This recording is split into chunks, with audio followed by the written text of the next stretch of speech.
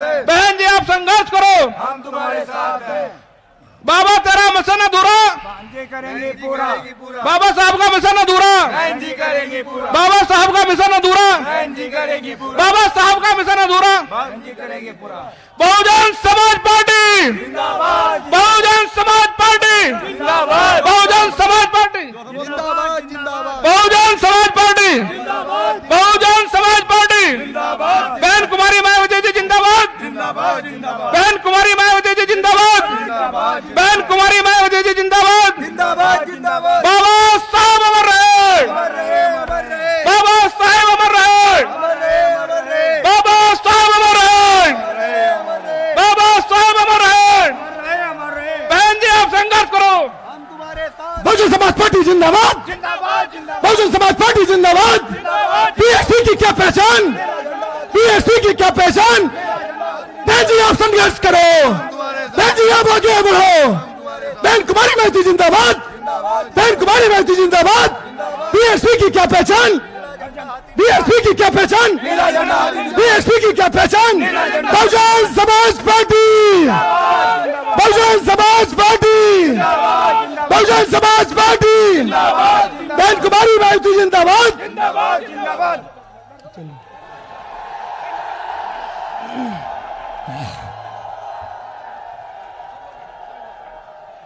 Bahujan Samaj party की राष्ट्रीय अध्यक्ष, देश के सबसे बड़े प्रदेश उत्तर प्रदेश की 4 बार मुख्यमंत्री रही, दलितों, पिछड़ों, अकलियतों को के साथ साथ सर्व समाज की नेता बहन कुमारी मायावती जी हमारे बीच में आ चुकी हैं।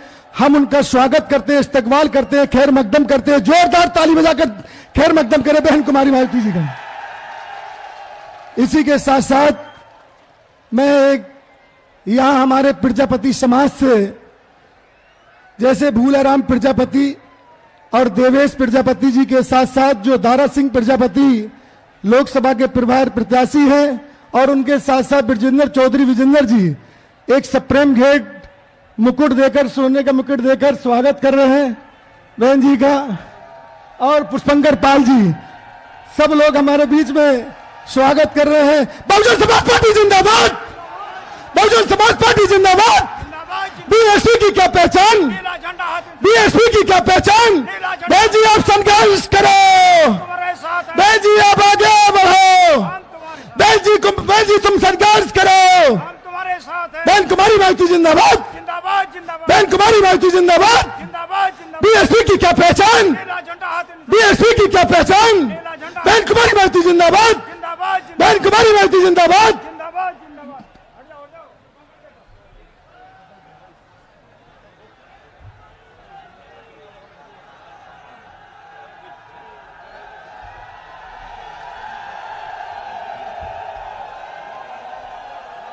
हमारे बीच में हम सबकी नेता माननीय बहन जी से हम गुजारिश करेंगे अदब के साथ इस जन समूह को संबोधित करने का कष्ट करें। माननीय बहन जी, मैं बहुजन समाज पार्टी जिंदाबाद, बहुजन समाज पार्टी जिंदाबाद।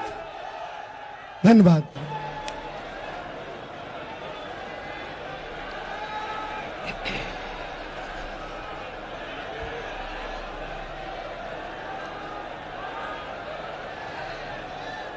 बीएसपी के इस चुनावी जनसभा में इकट्ठा हुए पार्टी के सभी छोटे बड़े पदाधिकारी एवं कार्यकर्तागण, आज आप लोग देश में व यहाँ आपके उत्तर प्रदेश स्टेट में भी लोकसभा के लिए हो रहे आम चुनाव में आपके मुजफ्फरनगर लोकसभा की सीट से पिछड़े वर्ग से ताल्लुक रखने वाले श्री दारा सिंह प्रजापति जी व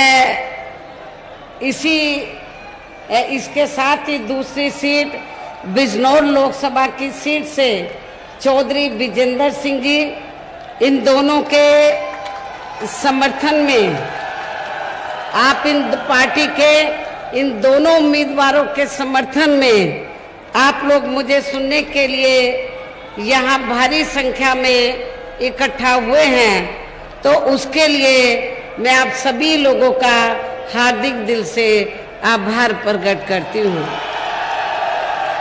वैसे आप लोगों को ये मालूम है कि हमारी पार्टी कांग्रेस, बीजेपी व अन्य किसी भी विरोधी पार्टी तथा गठबंधन आदि के साथ मिलकर नहीं, बल्कि अकेले ही अपने बलबूते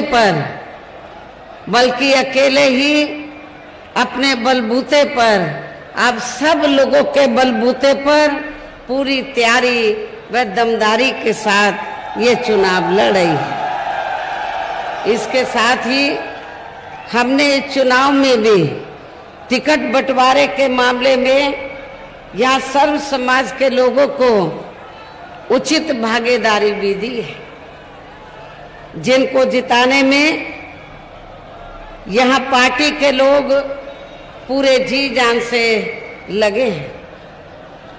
आप लोगों को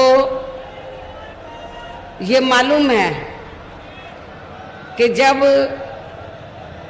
पार्टी बनी थी और पश्चिमी यूपी में पार्टी के जनाधार को बढ़ाने का प्रयास किया जा रहा था, तो शुरू में खास तौर से पश्चिमी यूपी के लोग और पश्चिमी यूपी में जो विरोधी पार्टी के लोग हैं वो ये प्रचार करते थे कि बहुजन समाज पार्टी ये अपर कास्ट के खिलाफ है, और खासकर आपके मुजफ्फरनगर और आसपास के इलाके में तो खुल्लम खुल्ला ये प्रचार करते थे कि बीएसपी जाटों के खिलाफ है, ये प्रचार होता था।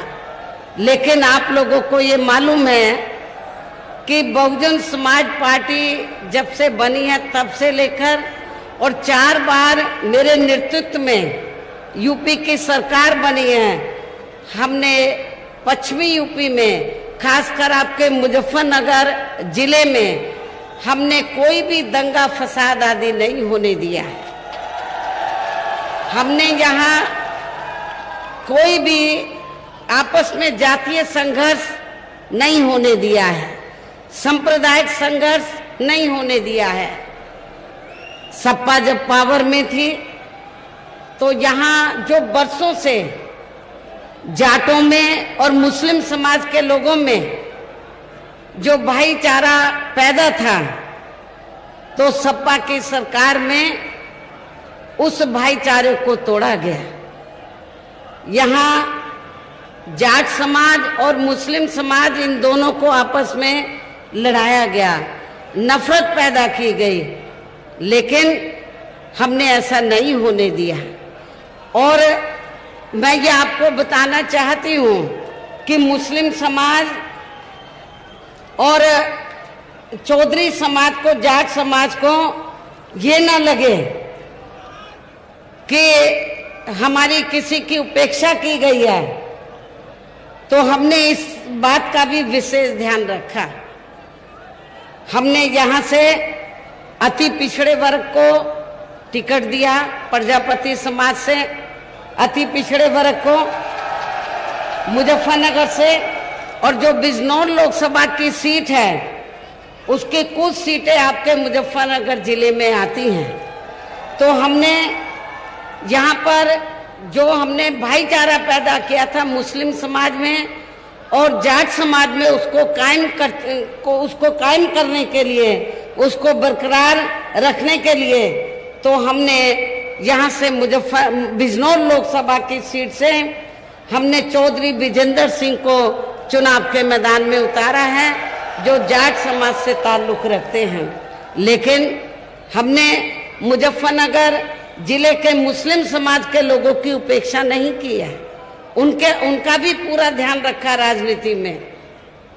मेरी दिल्ली तमन्ना थी कि मुजफ्फरनगर से मुस्लिम समाज को चुनाव के मैदान में उतारा जाए, लेकिन यहाँ पर इतनी दहशत पैदा कर दी गई थी सपा सरकार के समय से मुस्लिम और जाट समाज में, तो मुस्लिम समाज के लोग कोई जल्दी से चुनाव लड़ने के लिए तैयार नहीं हुए, जिसकी वजह से मुझे यहाँ पर अति पिछड़े वर्ग को हमें चुनाव के मैदान में उतारना पड़ा। मैं इनको मेरठ से भी खड़ा कर सकती थी, मैं श्री धारा सिंह प्रजापति को मेरठ से भी खड़ा कर सकती थी। यहाँ से हमारी पार्टी चाहती थी कि मुस्लिम को मौका मिले, लेकिन यही मुस्लिम बहुत डरे हुए थे कि दूसरी पार्टी से जाट बिरादरी के लोग आ रहे हैं तो कहीं चुनाव में दंगा ना हो जाए, बहुत डरे हुए थे।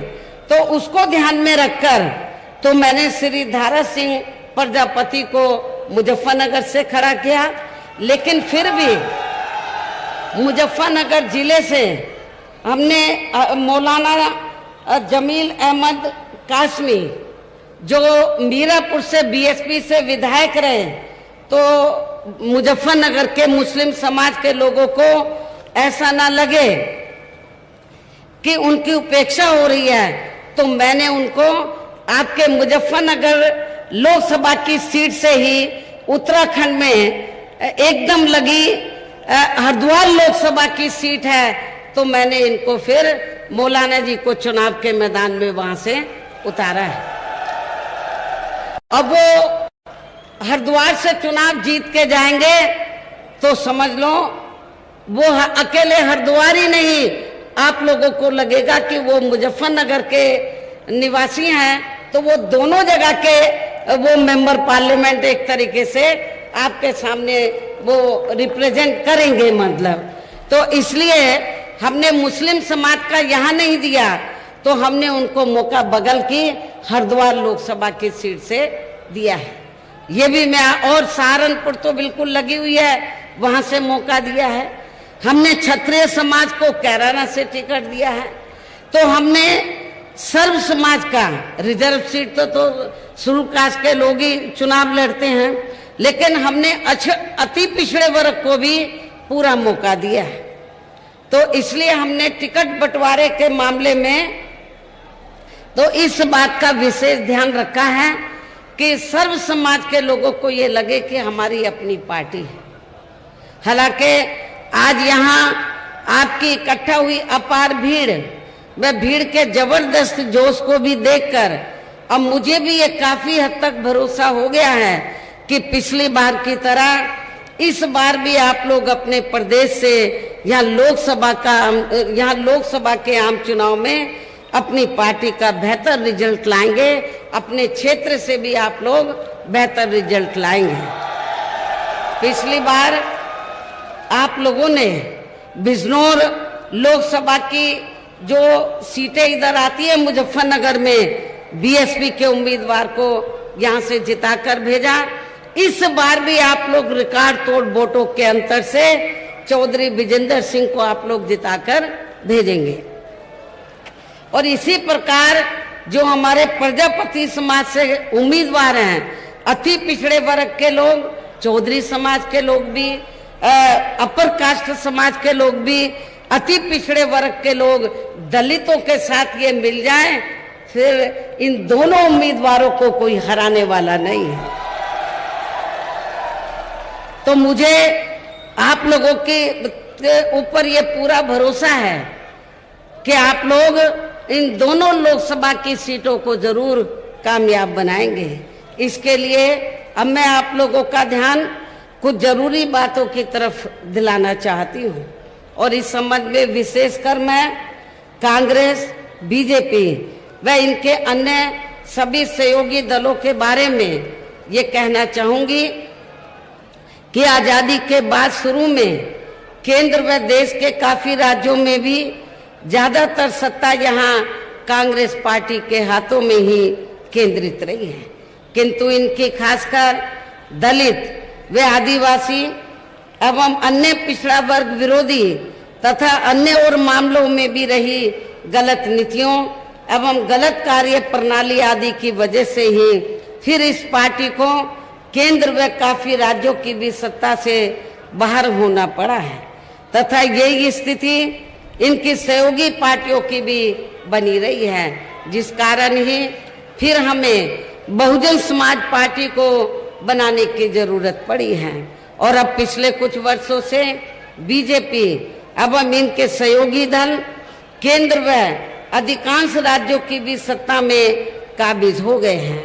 साथ ही इनकी भी ज्यादातर जातिवादी, पूंजीवादी, संकीर्ण, सांप्रदायिक व द्वेषपूर्ण नीतियों एवं कार्य प्रणाली आदि से तथा इनकी कथनी व करनी में भी काफी अंतर होने की वजह से ही ऐसा लगता है कि इस बार ये पार्टी भी यानी कि भारतीय जनता पार्टी भी केंद्र की सत्ता में आसानी से वापस आने वाली नहीं है, बशर्ते यदि ये चुनाव इस बार फ्री एंड फेयर होता है तथा आम चर्चा के मुताबिक वोटिंग मशीनों में भी कोई गड़बड़ी आदि नहीं की जाती है। और वैसे भी इस बार चुनाव में इनकी कोई भी पुरानी व नई चल रही नाटकबाजी, जुमलेबाजी व गारंटी आदि काम में आने वाली नहीं है, क्योंकि अब देश की जनता काफी हद तक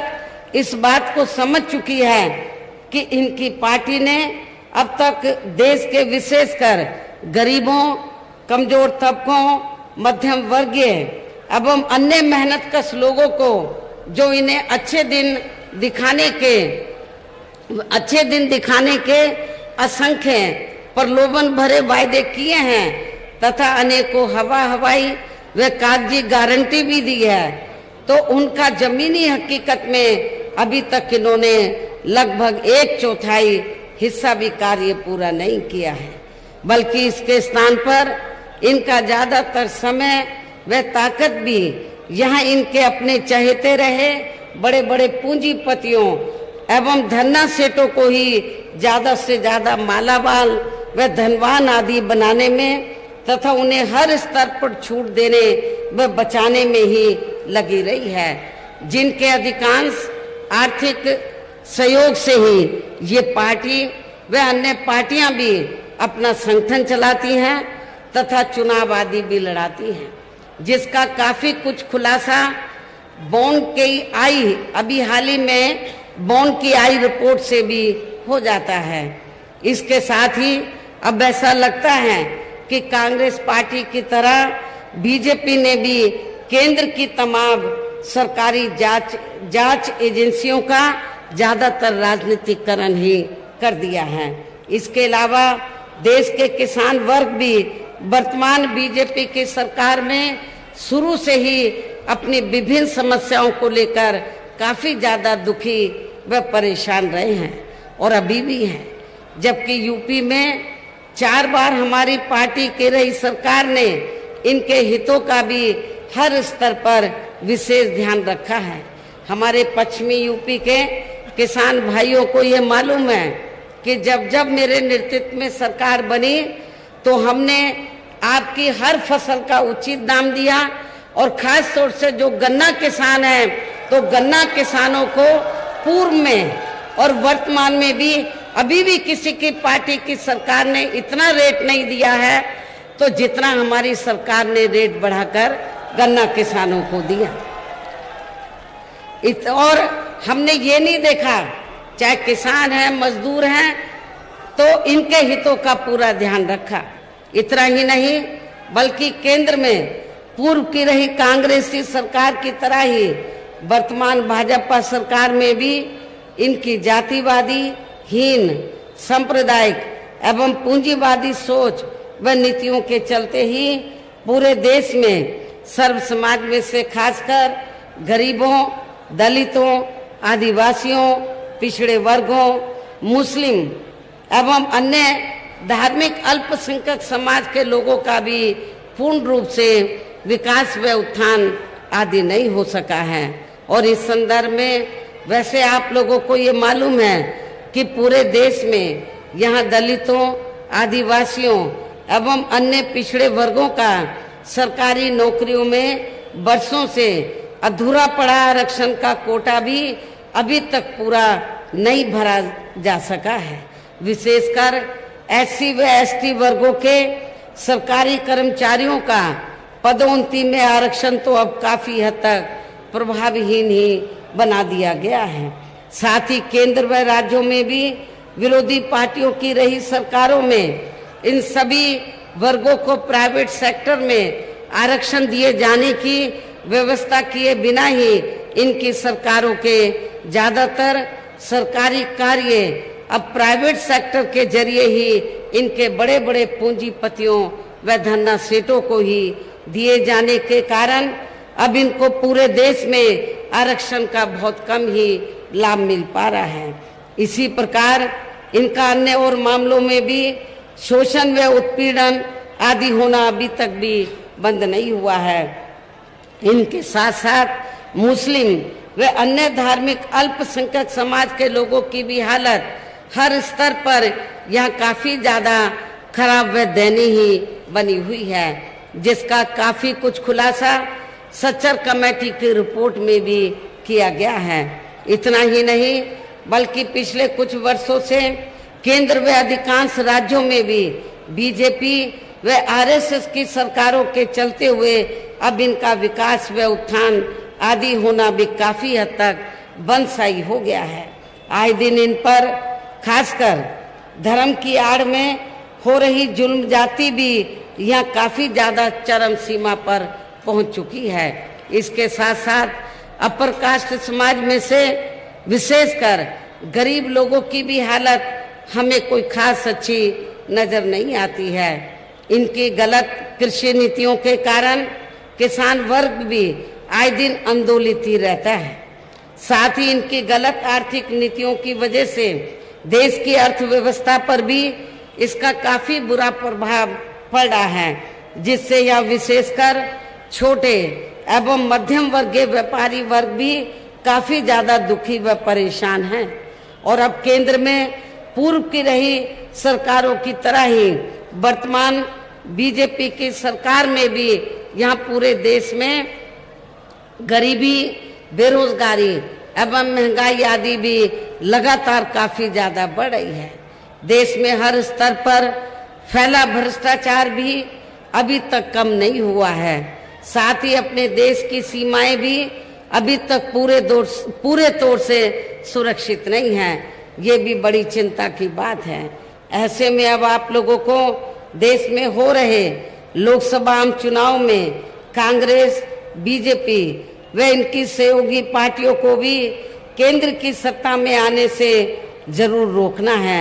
जिनकी गलत नीतियों व गलत कार्य प्रणाली आदि को आप लोग काफी हद तक आजमा भी चुके हैं। और अब ये विरोधी पार्टियां किस्म किस्म के साम दाम दंड भेद आदि अनेकों हथकंडे इस्तेमाल करके केंद्र की सत्ता में आने की पूरी कोशिश में लगे हुए हैं, जिनसे अपनी पार्टी के लोगों को हर स्तर पर काफी ज्यादा सावधान रहना है। और इस मामले में विरोधी पार्टियां अपने अपने पक्ष में हवा बनाने के लिए खासकर मीडिया, ओपिनियन पोल व सर्वे आदि का जो बड़े पैमाने पर इस्तेमाल कर रही हैं, तो उनसे भी अपनी पार्टी के लोगों को बिल्कुल भी गुमराह नहीं होना है। इसके साथ ही विरोधी पार्टियों के विभिन्न रूपों में जारी किए गए इनके हवाई व प्रलोभन भरे चुनावी घोषणा पत्रों एवं वायदों आदि के बहकावे में भी अपनी पार्टी के लोगों को कतई नहीं आना है, जिन्हें ये पार्टियां चुनाव खत्म होने के बाद ज्यादातर अमल में नहीं लाती हैं। और अब जिन पर से देश की जनता का अधिकांश विश्वास ही उठ गया है। यहाँ यही खास वजह है कि हमारी पार्टी किसी भी चुनाव में अपनी पार्टी का कोई भी चुनावी घोषणा पत्र आदि जारी नहीं करती है। वैसे भी हमारी पार्टी किसी भी मामले में कहने में बहुत कम बल्कि कार्य करके दिखाने में ही ज्यादा विश्वास रखती है।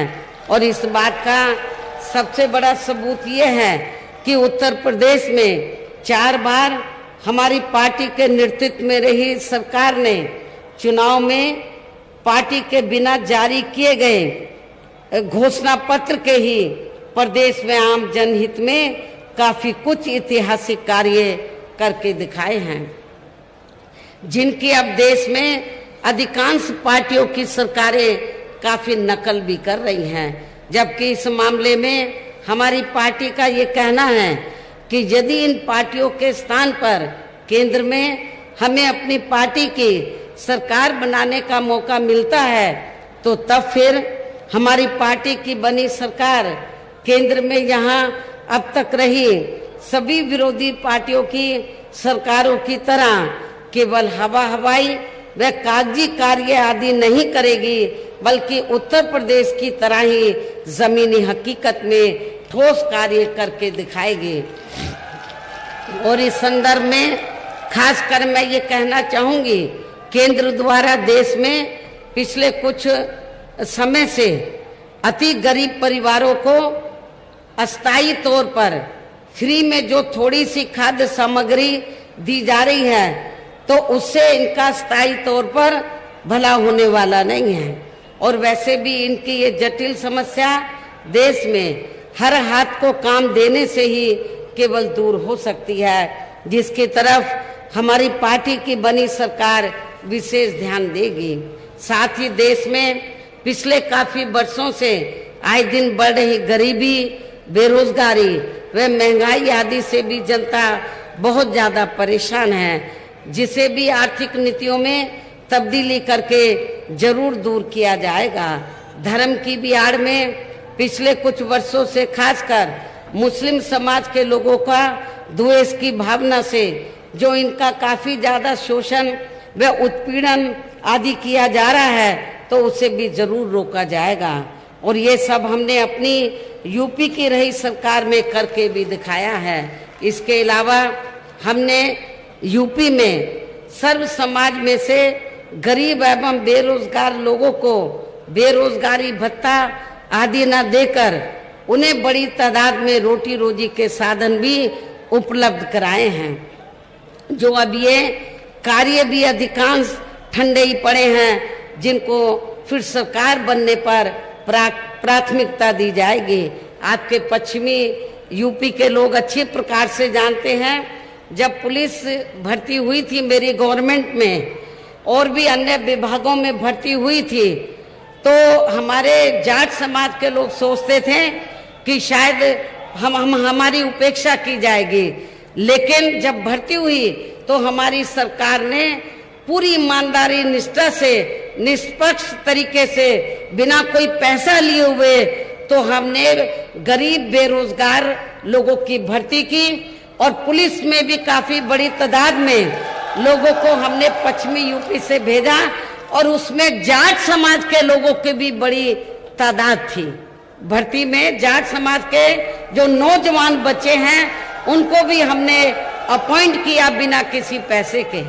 पश्चिमी यूपी में अपने जो जाट समाज के लोग हैं वो ये कहते हैं कि बीएसपी की पहली एक ऐसी सरकार है जिसने कोई बिना पैसे के हमारे बच्चों को पुलिस में और अन्य विभागों में भर्ती किया। तो केंद्र में हमारी सरकार बनने पर इसी पैटर्न पर तो गरीब बेरोजगार लोगों को रोटी रोजी के साधन दिए जाएंगे। कहने का तात्पर्य यह है कि देश में इस समय हो रहे लोकसभा आम चुनाव में विरोधी पार्टियों के जारी किए गए उनके हवाई व प्रलोभन भरे चुनावी घोषणा पत्रों आदि के बहकावे में अब यहाँ खासकर देश के अति गरीबों, मजदूरों, बेरोजगारों एवं अन्य जरूरतमंद लोगों को बिल्कुल भी नहीं आना है। और अब इन्हें ऐसी सभी विरोधी पार्टियों को हर हालत में केंद्र की सत्ता में आने से जरूर रोकना है, जिनकी कथनी व करनी में काफी अंतर रहा है तथा जिन्हें ये लोग वर्षों से आजमा भी चुके हैं। ऐसे में अब मेरा यही कहना है कि आप लोगों को अपने खुद के व अपने प्रदेश एवं देश के भी हित में अपने वोटों को आप लोगों को यहाँ अपने वोटों को आप लोगों को यहाँ कांग्रेस, बीजेपी व अन्य विरोधी पार्टियों को न देकर केवल अपनी एकमात्र हितैषी पार्टी बहुजन समाज पार्टी को ही देना है। जो ये पार्टी उत्तर प्रदेश की तरह ही केंद्र में भी अपनी पार्टी की सरकार बनने पर फिर पूरे देश में यहाँ अपनी पार्टी की सर्वजन हिताय व सर्वजन सुखाय की नीतियों पर आधारित ही सरकार चलाएगी। इसके साथ साथ केंद्र से जुड़ी आपके क्षेत्र की जो भी यहाँ स्थानीय समस्याएं होंगी तो उन्हें भी फिर दूर करने का जरूर हर संभव पूरा प्रयास किया जाएगा। और इस मामले में आप लोगों की लंबे अरसे से ये डिमांड रही है पश्चिमी यूपी के लोगों की कि इस मामले में आपके खासकर पश्चिमी यूपी क्षेत्र को अलग से स्टेट बनाने के लिए भी ठोस कदम उठाए जाएंगे। आप लोग चाहते हैं कि पश्चिमी यूपी अलग से स्टेट बने, तो इसके लिए भी जब सेंटर में हमारी सरकार बनेगी तो इसके लिए भी जरूर ठोस कदम उठाए जाएंगे ताकि यहाँ के लोगों का पूर्ण रूप से विकास व उत्थान आदि हो सके।